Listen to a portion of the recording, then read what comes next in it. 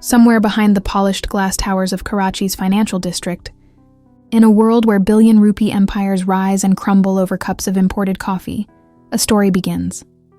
Not in the boardroom, but in silence.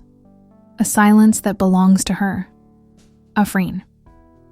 From the outside, she's the definition of perfection. Every morning, her car glides through the city like a black shadow. Tinted windows, suited driver, the family crest etched into the glass. To the world, she's the daughter of one of Pakistan's most powerful businessmen, Sultan Rahman, the man whose name bends laws, whose phone calls rewrite contracts, whose handshake can build or bury entire companies. But inside that car, Afreen isn't the heiress. She's the prisoner. Her phone buzzes. A single message. Remember what I told you. No emotions. No weakness. It's from her father. She closes her eyes, breathes deeply, but the air feels heavier than glass. Every breath is measured like an investment. Every word she says in his presence is audited, because in the Rahman Empire, emotions are liabilities. And Afreen learned that the hard way. The car stops outside Rahman Holdings Tower. 47 floors of cold steel, mirrors, and ambition. She steps out, her heels clicking like a metronome on marble, her face perfectly unreadable. The receptionist straightens immediately. The staff freezes mid-step. Everyone knows. The boss's daughter has arrived. But what they don't know, what no one knows, is that today will be different. Today, the empire will begin to bleed from the inside. She walks into the boardroom, a cathedral of money. Men in suits, papers rustling like whispers, screens flashing graphs. Her father sits at the head of the table, a monument of authority. Even in his 60s, Sultan Rahman's presence crushes the air. His voice could silence a storm. He doesn't look up as she enters. He never does. Sit, he says. She sits.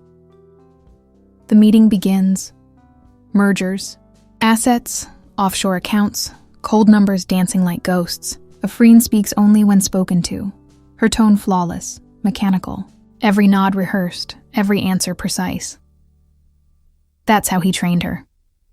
Since childhood, because Afreen wasn't raised, she was built. At 6, she was solving math puzzles while other kids chased kites. At 10, she was memorizing corporate structures instead of fairy tales. At 14, her father took her to her first board meeting, whispering, "Watch, learn how power smells." And she did. She learned that power doesn't shout, it smiles. It negotiates softly, it offers tea, and then it takes everything. By 22, she was already running subsidiaries in Dubai and Singapore. Her father called her my diamond, but diamonds don't shine without pressure. And Sultan Rahman was pressure personified. Still, something inside her was cracking. Because Afreen had seen the other side of her father's empire. The blood in the contracts, the black money, the silenced journalist, the disappearances. And the one thing that broke her mother's death. The world thought her mother died of illness. The truth was darker. She had tried to leave. And no one leaves Sultan Rahman. That night, replayed in Afreen's mind like a broken record, the screams, the rain, her father's cold eyes as he stood in the doorway. "Weakness," he said, looking down at her mother's lifeless body. That's what happens when you forget who owns you. From that night, Afreen changed. She became everything he wanted. Calm, ruthless, flawless. But inside, she was waiting for a single chance. And maybe that chance arrived in the form of a man she shouldn't have met. Ariz. He entered her life like a glitch in a perfect system. An idealist. A journalist investigating corruption within Rahman Holdings. Young, sharp-eyed, reckless. The kind of man who didn't belong in her world, but who saw through her walls like no one else. Their first meeting wasn't romantic. It was war. He confronted her outside the corporate gala, holding a folder of leaked documents. "You know what your father's doing, don't you?" he said. She looked at him, cold, unreadable. "Careful," she replied. "People who ask too many questions disappear." But he didn't step back. He smiled, a little too bravely. "Then maybe I'll make too much noise to disappear." Something in her shifted. For the first time in years, someone wasn't afraid. And that was dangerous. Over the next weeks, they crossed paths again, at press conferences, charity events, sometimes in the shadows of the same storm. Aris kept pushing and Afreen kept deflecting. But every word he said cracked her armor a little more. He called her human, and she hated him for it. Because she had spent her entire life pretending not to be. And yet, she found herself following his articles, secretly warning him when things got too close, using her access to protect him from her father's reach. She was betraying the only rule Sultan Rahman ever taught her. Never choose emotion over power. But it was too late. Emotion had chosen her. And when her father found out, everything burned. It happened on a Thursday. The day the sun didn't rise for her again. She was summoned to his office. The doors closed behind her with a sound that felt like a sentence. Sultan was already holding her phone, unlocked. Ariz's messages glowing on the screen. Her throat went dry. "You disappoint me," he said quietly. That tone, calm, measured, was worse than rage. He looked at her like an asset that had depreciated. "You had potential, Afreen, and you wasted it on a journalist." She tried to speak, but he raised a hand. "You think you can hide things from me? From me?" Then he leaned forward, voice sharp as glass. "You are nothing without this name. You owe me your life, your breath, your existence. Everything you are, I built it, and I can unmake it." She felt something twist inside her. Years of fear, control, obedience, all colliding into something darker. But she still didn't look away. And that was her first act of rebellion. That night, she packed a bag. Her hands were trembling, but her mind was clear. For the first time in her life, she wasn't thinking about money, legacy, or power. She was thinking about freedom. She left a letter on her father's desk. 3 words. "You don't own me." And she disappeared. For days, the city buzzed with rumors. The Rahman daughter missing, media silenced, private investigators searching every corner. Sultan's empire went into lockdown. Every associate was interrogated, but no one knew where she went. Because Afreen had planned this for months, quietly transferring funds, creating false identities, backtracking her digital trail. She became a ghost. And with Ariz's help, she began to uncover the truth about her father's empire. Offshore accounts, bribed officials, shell corporations funding paramilitary groups. But for every secret they revealed, danger grew closer. Every night was a chase. Every sunrise a risk. One evening, in a safe house outside Hyderabad, Ariz looked at her and said, "Why are you doing this, Afreen? You can still walk away." She stared at him, eyes tired, voice steady. "Because walking away is what killed my mother." That silence afterward felt like thunder. But as the two of them grew closer, they also grew careless. And Sultan Rahman was not a man to lose twice. He found them. No, he hunted them. It began with a drone. Yes, a drone, hovering outside their safe house, the sound faint but unmistakable. Afreen froze. Ariz looked out the window, too late. The explosion ripped through the night, fire eating through everything they had built. When she opened her eyes, she was in the rubble, blood in her mouth, dust in her lungs. Ariz was gone. Her scream tore through the silence, raw, feral, endless. Somewhere far away, sirens wailed. But she knew they weren't coming to save her. They were coming to finish the job. She ran. Through alleys, across fields, barefoot, bleeding. Every sound behind her could be death. And by dawn, she reached the edge of the city, broken, invisible, reborn. That was the night the boardroom daughter died. And something else, something relentless, was born in her place. Afreen Rahman became someone new, a ghost in her father's empire, a whisper in the stock markets, a hacker in the financial web. Using everything he taught her, she began to dismantle his empire piece by piece. Anonymous leaks. Shell company exposure, internal sabotage, slow poison, and with each move, the world began to notice. Rahman Holdings under investigation, CEO linked to foreign bribes, whistleblower leak stuns markets. Sultan Rahman was losing control, and he didn't even know who was behind it. Until one day, an envelope appeared on his desk. No return address. No note, just a photograph of him at his desk, with the caption written in ink, "Checkmate." He stared at it for minutes. Then he smiled, that same cold, calculating smile, because he knew. Only one person in the world could play this game against him. His daughter. That was how the real war began. Not in the streets. Not with guns, but in shadows, servers, offshore accounts, and public humiliation. A daughter fighting the father who taught her to destroy.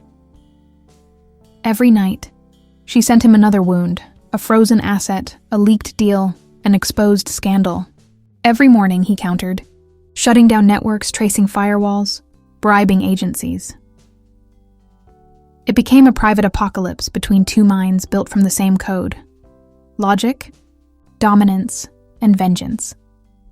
And in the middle of this silent war, the world watched the empire of a billionaire collapse, piece by piece, without ever knowing why. But for Afreen, this wasn't revenge. It was resurrection. A way to reclaim her name, her story, her soul.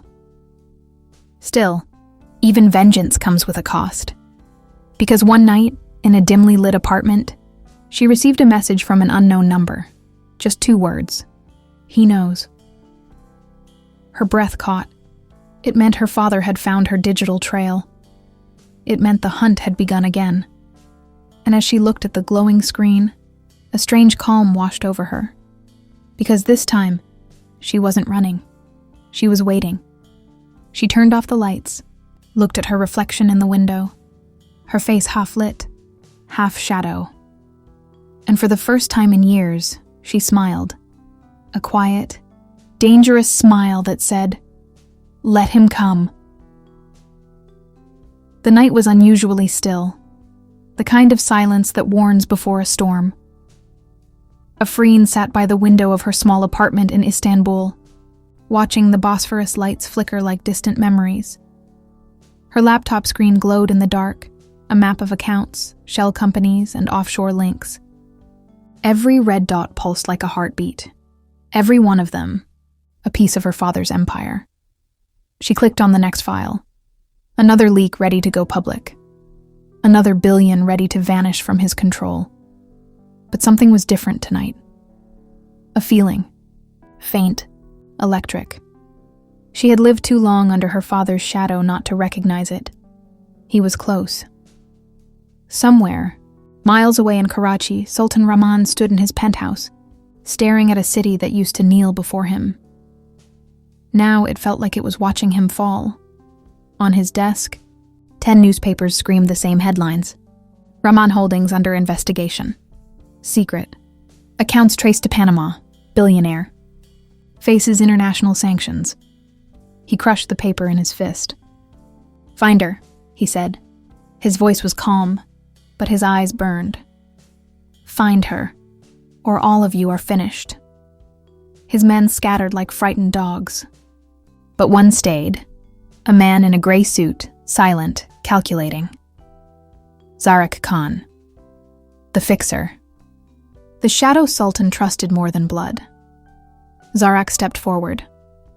"We traced an encrypted transmission, sir, from Istanbul." Sultan's head rose slowly. "Istanbul?" "Yes." Someone using your daughter's old encryption key. A long silence. Then, the faintest smile. She wants me to find her, he whispered. She wants this. He poured himself a drink, whiskey older than his enemies, and stared at the skyline. Tell her, he said, pausing. Tell her father is coming home. That same night, Afreen was on another call, a secure channel, a familiar voice, one she hadn't heard in months. Afreen, it's not safe there, the voice said. It was Omar, an ex-cyber operative who had once helped her vanish. Someone just accessed your proxy nodes. They're not guessing, they know your path. How much time?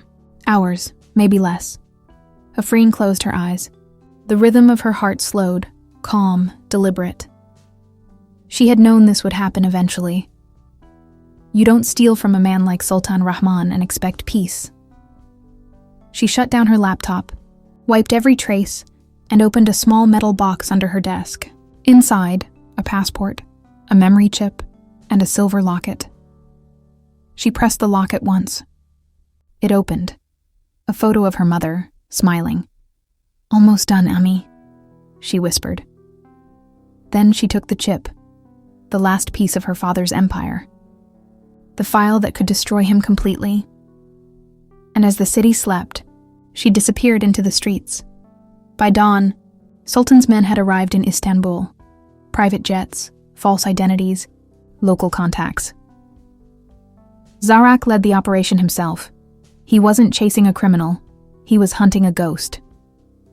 Search the old districts, he told his team. She won't be in hotels, she knows better. And he was right. Afreen was already gone, heading toward Ankara, not to hide, but to expose. Inside that chip were contracts proving her father's connection to illegal arms deals routed through Eastern Europe, enough to bury him in international courts. Her plan was simple. Hand it to a journalist Aras once trusted, a woman named Layla Nasir. But plans rarely survive reality. At a small cafe near the station, Afreen waited. Rain tapped against the windows. Then, a voice behind her. You still take your coffee without sugar. She turned slowly. It wasn't Layla. It was Zarak. The entire room froze. No guns. No shouting. Just silence, the kind that sharpens every second into a blade. Zarak smiled politely. Miss Rahman. Or should I say Miss Ali? She didn't answer. He nodded at the table. May I? She gestured slightly. You came alone? He smiled again. Would it matter? They sat across from each other, the rain between them.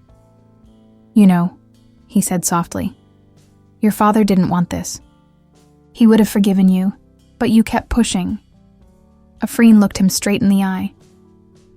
He doesn't understand forgiveness. Zarak leaned in, lowering his voice. You think you're saving the world, exposing corruption, proving a point. But all you're doing is destroying yourself. She almost laughed. Then let me burn. Zarak studied her, then sighed. You have your mother's eyes. She used to say the same thing. Her hand froze midair. You knew her? Zarak's face didn't change. Everyone who worked for him knew her. He paused. And what he did to her. The words hit like a bullet she wasn't ready for. He stood, leaving a card on the table. You still have one chance, Afreen. Give me the chip. Walk away. No one will come after you again. She didn't even look at it. I don't walk away anymore. He nodded. Then I'll see you soon. And just like that, he was gone. That night, she reached Ankara. Layla's safe house was hidden in the basement of an old bookstore. When the door opened, Layla stood there, older, sharper, still brave. Afreen Rahman, she said, shaking her head. I didn't think you'd survive this long. I didn't plan to, Afreen replied. They sat, surrounded by shelves of forgotten stories. Afreen handed her the chip. Everything's here. Every deal, every payment, every name. Layla plugged it in. The screen filled with data. Millions of dollars in black funds, weapons shipments, encrypted communications between ministers and generals. This, Layla whispered, this could change everything. Afreen nodded. It will. But once it's out, there's no turning back. Layla looked at her. Are you ready for that? I've been ready since the night my mother died. Layla reached across the table, touched her hand. You're not your father's shadow anymore. But before they could upload the files, the lights flickered, then went out. Silence. Afreen's heart stopped. Backup power? She whispered. Layla shook her head. We're off-grid. That shouldn't happen. Then came the sound. Boots. Outside. Dozens of them. Afreen grabbed the laptop. They found us. Go, Layla hissed. There's a back exit. No, you go. I'm not leaving my story unfinished. The door exploded inward. Smoke, shouting. Zarek's voice through the chaos. Don't shoot. We need her alive. Afreen ran through the basement tunnel, choking on dust and adrenaline. Behind her, gunfire. Then, silence again. She turned once, saw the bookstore collapsing in flames. Layla was gone. Something inside Afreen shattered, again. But she didn't stop running. By dawn, the city was under lockdown. Every checkpoint, every CCTV, her father's reach was everywhere. She needed a miracle, and it came from the one place she thought was lost forever, Ares. Not the man, the voice. A recording, hidden inside the chip. She found it while trying to re-encrypt her data on the run. A folder labeled for Afreen. Her hands trembled as she opened it. The voice was his, calm, gentle, alive. If you're hearing this, it means you kept fighting. And that means he didn't win. Afreen, whatever happens, don't become him. You're stronger than his blood. Tears blurred her vision, but her hands didn't stop. She uploaded the files, not to one outlet, but to every major network across the world. Multiple mirrors, hundreds of servers. This time it couldn't be erased. As the sun rose, headlines exploded. Global leak exposes. Billion-dollar corruption network, Rahman. Empire linked to illegal arms deals. Interpol issues warrant for Pakistani tycoon Sultan Rahman. It was over.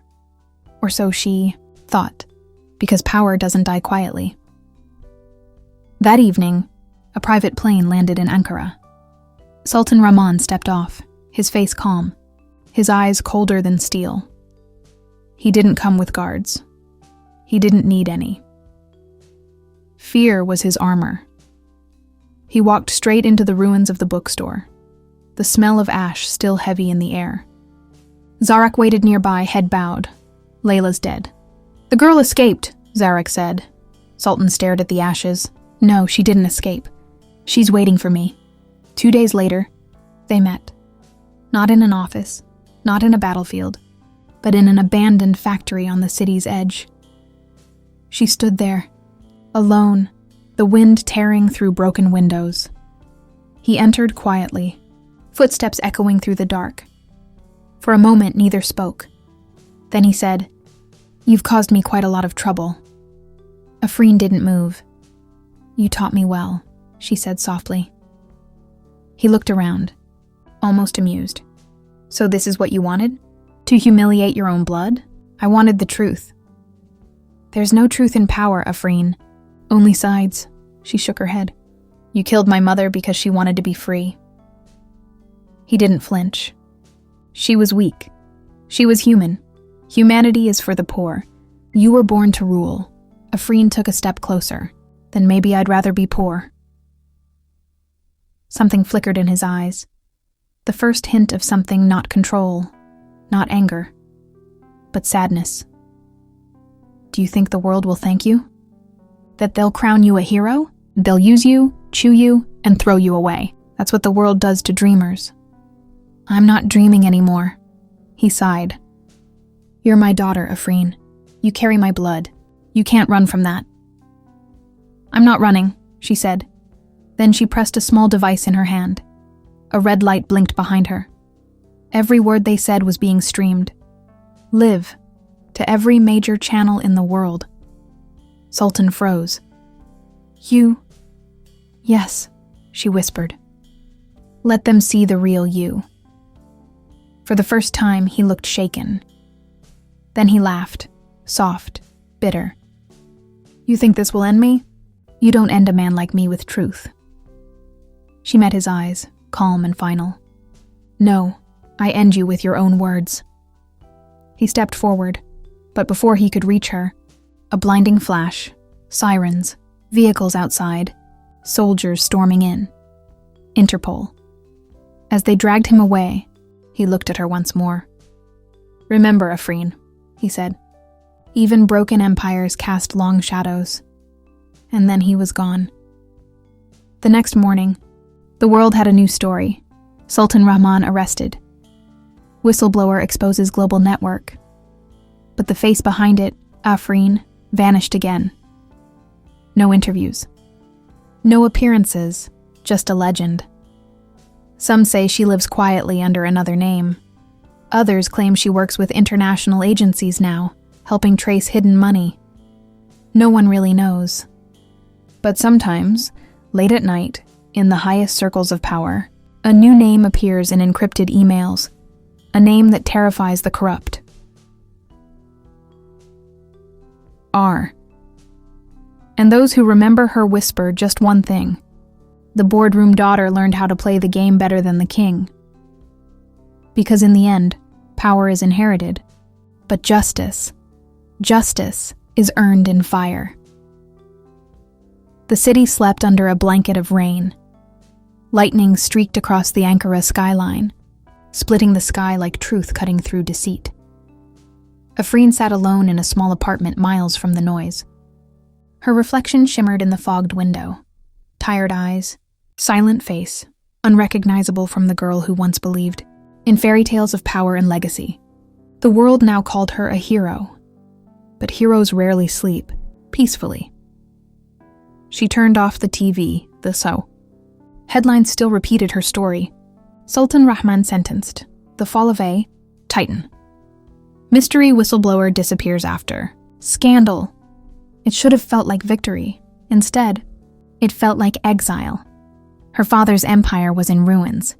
Banks frozen, assets seized, partners arrested. But for Afreen, every victory came with a scar. She could still hear his last words. Even broken empires cast long shadows. And he was right. Because even from his high-security cell, Sultan Rahman's influence rippled across borders. People she'd never met whispered her name in fear. Some to protect her, others to erase her. Every time she checked her messages, there were threats buried between anonymous lines. You think this ends with him? You destroyed our families. We're coming for you. She shut her laptop and stood by the window.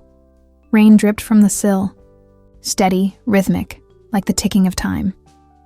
Then, the doorbell rang, once, twice, a pause, then 3 rapid knocks, the old signal, Ares's signal. Her heart stopped for a second. She knew it couldn't be him. He was gone. But still, she opened the door slowly and there he was. Or rather, the ghost of him. A man stood there, soaked from the rain, holding a folder under his jacket. He wasn't Ares, but his resemblance was startling. Same dark hair, same quiet intensity. Who are you? She asked sharply. He hesitated. Someone who owes Ares a debt.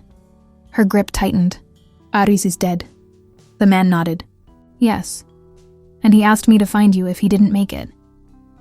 She stepped back, unsure whether to trust him. He placed the folder on the table and stepped away. He said you'd understand once you read this. Inside were documents, coded letters, hidden signatures, photos of people she didn't recognize. But the seal on one of them stopped her cold. The International Health Alliance. She frowned. This is humanitarian work? The man nodded. Ares wasn't just investigating your father's business. He was following where his money went. the part that wasn't for weapons or politics. Afreen looked closer. Donations, hospitals, research labs, clinics for aging citizens in underdeveloped countries, all secretly funded through shell companies her father created years ago. Her voice broke softly. He was saving people too? The man nodded. In his own way, he believed that if you ever found this, you'd know what to do next. She sank into the chair, overwhelmed. Her father, the man who destroyed lives, had accidentally built something that saved them. A paradox, a contradiction she couldn't untangle. The man turned to leave. He also said one more thing, that the real war wasn't over money or power. It's over who gets to heal the world, and who gets to own it. Afreen whispered, "What's your name?" He smiled faintly. "Ferris," and then he was gone. The next few days passed in restless silence. Afreen couldn't shake the thought. What if her father's final secret wasn't destruction, but legacy? And what if Ares had known? She began tracing the companies mentioned in the folder. Most were defunct, abandoned after the scandal. But one still existed quietly in Geneva. LifeBridge Foundation, a health initiative for seniors, under a false name. Something in her shifted. Maybe, just maybe, she could rebuild what her father never truly meant to destroy. Not with corruption, not with greed, but with purpose. She made a decision that night to go to Geneva. The flight was long, silent and haunted. Every time the clouds drifted by, she remembered the child she used to be, standing in her father's office, watching him control the world with a single call. Now she was walking into the same world, but to undo what he'd built. When she landed, the air felt cleaner, lighter. The address led her to an old building near Lake Geneva, its walls covered in ivy. A plaque on the gate read, "LifeBridge Foundation, Restoring Dignity in Aging." She hesitated. For years she had lived in shadows, hacking empires, fighting ghosts. Now, for the first time, she was walking into light. Inside, she found doctors, volunteers, and patients, old men and women being treated with kindness and care. One nurse recognized her from a photo in a hidden office. "You're Dr. Raman's daughter, aren't you?" The title hit like a whisper from the past. She nodded slowly. "I was." The nurse smiled sadly. "He came here once, years ago, quietly, paid for everything. Said this was his only clean thing in the world." Afreen's throat tightened. "Did he ever say why?" The nurse thought for a moment. "He said his wife wanted a place where people could grow old without fear. Her mother." Of course. The memory struck deep. Her mother tending to poor villagers before she died. Her gentle insistence that every wrinkle tells a story worth hearing. Her father had destroyed that dream, but also, somehow, preserved a fragment of it. Afreen walked through the hall, stopping beside a small library at the back. On a dusty shelf, she found a book titled The Art of Healing. Inside it, a photograph. Her mother smiling beside Sultan. On the back, a message written in faded ink. "For Afreen, one day you'll understand what it means to fix what's broken." She closed the book, tears spilling freely now. She did understand. Over the next few months, Afreen disappeared from the headlines. But the world began to notice something else. Quiet changes. Unnoticed revolutions. Hospitals in rural Pakistan receiving funding again, senior. Health programs expanding in war-torn countries. So medical scholarships for women named under the AR initiative. No one knew who was behind, but whispers spread that it was her. Afreen spent her days working silently, coordinating global outreach, rebuilding from the ruins of her father's empire. But this time, for good. She built systems that couldn't be corrupted, programs that couldn't be bought. Yet at night, when the world fell asleep, she still battled her ghosts. Guilt never truly leaves. It only learns to whisper instead of scream. Sometimes, She'd wake up from nightmares, her father's voice echoing, her mother's eyes filled with sorrow, eras calling from the distance. And sometimes, she'd find peace, remembering that she had survived them all. One night, as she sat by the lake, Ferris appeared again. He looked older, more tired. "They're calling you the ghost of justice now," he said with a faint smile. "Governments fear your leaks. Banks audit themselves before you expose them." Afreen chuckled softly. "And yet I still can't sleep." "That's the cost of being awake," he said. He handed her a small envelope. "From an old friend." Inside was a simple photograph.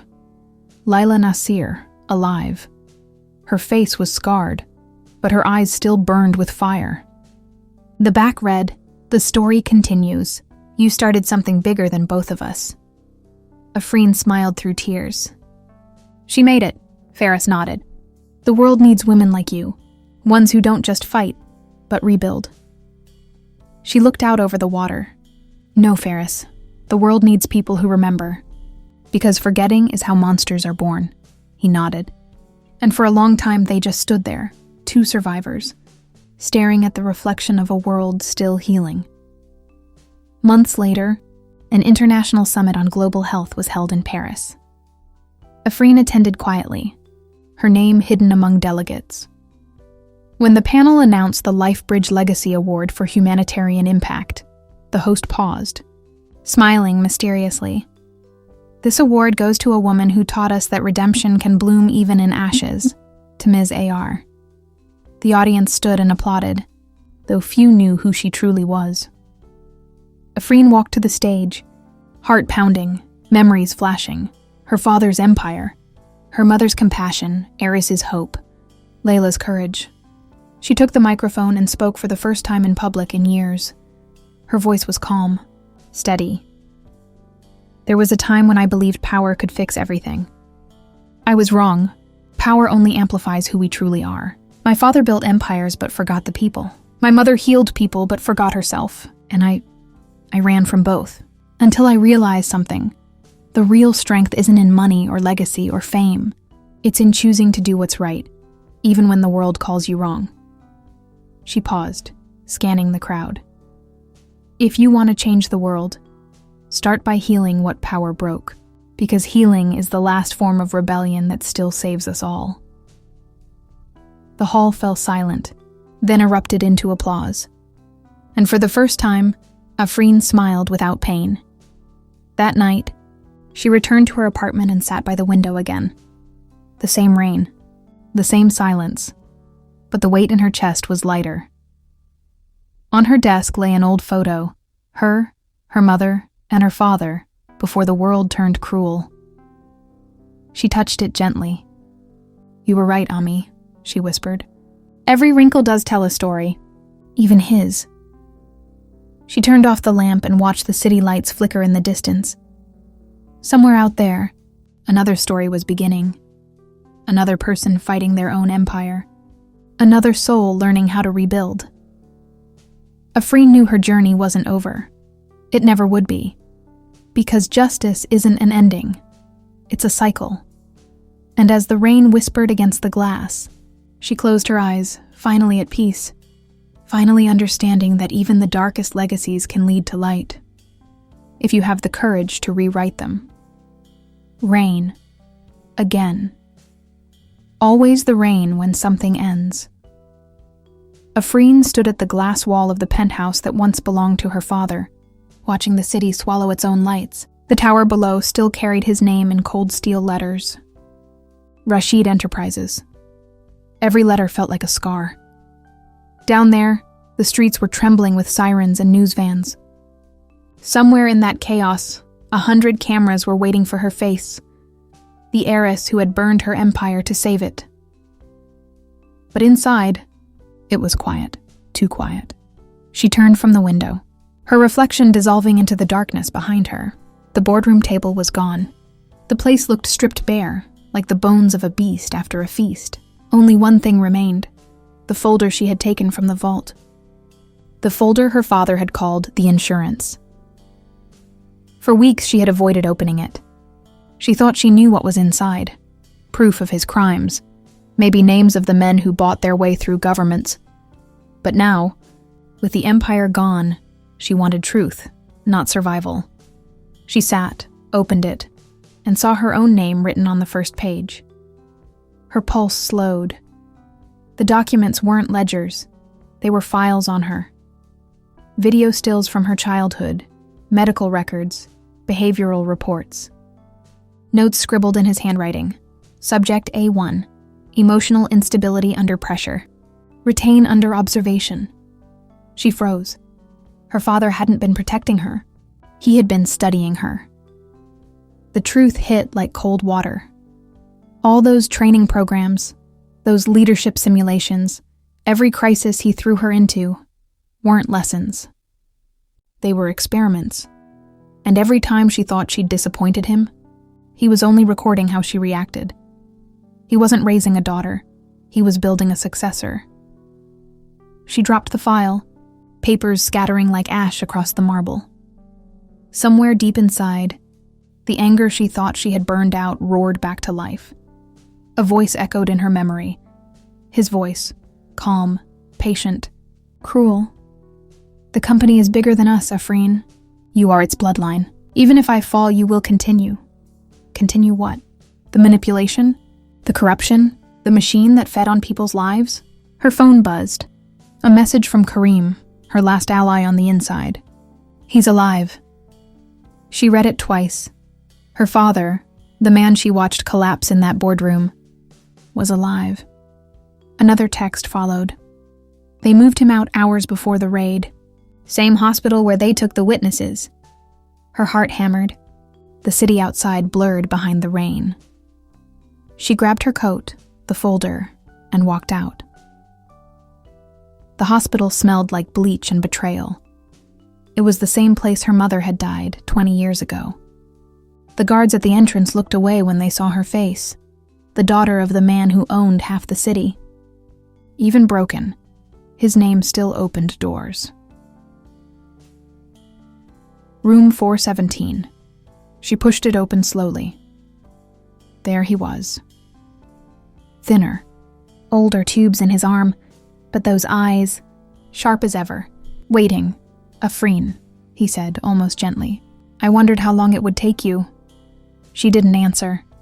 He smiled faintly. You finally opened the file, didn't you? She stepped closer. What was I to you, Father? A project? He chuckled, weak but mocking. A continuation. You were never meant to destroy the company. You were meant to lead it better than I did. Her hands trembled. You used me. I made you, he said. Look at you now. Fearless, ruthless, respected. Do you think that comes from love? No, it comes from control. And control, my dear, is the only language this world understands. For a moment, silence filled the room, heavy as smoke. Then she placed the folder on his chest. You were wrong. Control doesn't make people respect you. It makes them wait for your weakness. He smirked. And you think compassion will save you? No, she said. But truth will bury you. She pulled out a small drive from her pocket. Everything she'd gathered over months. The deals, the offshore accounts, the political bribes, even his personal experiments on employees. She leaned closer. In an hour, every network in this city will have this. Your legacy will rot in the daylight. His smile faltered. You wouldn't. I already did. For the first time, he looked afraid. The monitors beeped faster. You're killing your own name. She turned toward the door. Then I'll start over, without yours. He tried to sit up, the oxygen mask trembling. Afreen, you don't understand. But she was gone. The next morning, the city woke up to chaos. Every screen, every feed, every news anchor was repeating the same headline. Rashid Empire exposed. Footage of secret meetings, bribed officials, and destroyed documents filled the air. Afreen's voice played over one broadcast, calm, measured. Power built on silence is still corruption, and silence ends today. Crowds gathered outside the towers. Some cheered, others cursed her name. The empire was burning, and for the first time, she didn't feel guilt, She felt free. But freedom came with noise. Reporters chasing her, shareholders screaming, allies disappearing. By nightfall, she vanished. No one knew where she went. Only one camera caught her leaving the city. A lone figure walking across the bridge, coat billowing in the wind, heading toward the horizon. They said she disappeared. But legends like hers never disappear. They wait. Weeks passed. A new company rose in the ruins, smaller, cleaner, run by people who once feared to speak. At its heart was an anonymous fund called Project Azra. No one knew who started it. But its mission was clear: rebuild what greed had broken. Schools, hospitals, housing for the displaced workers of the Rashid Empire. And somewhere, in a quiet coastal town, a woman watched the sunrise through an open window, laptop glowing on her desk. Her hair was shorter now, her eyes calmer. On the screen, a report about Project Azra reaching another milestone. She smiled faintly. The world still didn't know her name, and that was exactly how she wanted it. A knock at the door. She turned. Kareem stood there, older, carrying 2 coffees. "You did it," he said softly. She shrugged. "I just ended what he started." "No," Kareem replied.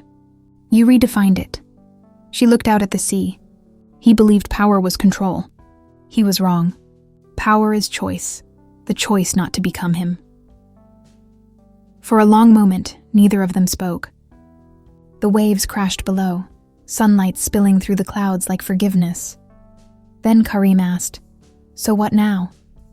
She closed the laptop, took a deep breath, and said, "Now, we build something that doesn't need my father's name to exist." Cut to archival footage of the old Rashid Tower being dismantled. Workers removing the giant steel letters one by one. As the last letter R falls, the camera pans up to the skyline, cranes, smoke, a new building rising beside the ruins. Afreen's voice returns. Soft, distant. Every empire leaves ghosts behind. Some haunt you, some teach you. My father taught me how power destroys. The world taught me how truth rebuilds, and now I choose the world. Fade to black. Then one final whisper over the fading music. "I'm Afreen Rashid." And this time the boardroom belongs to no one,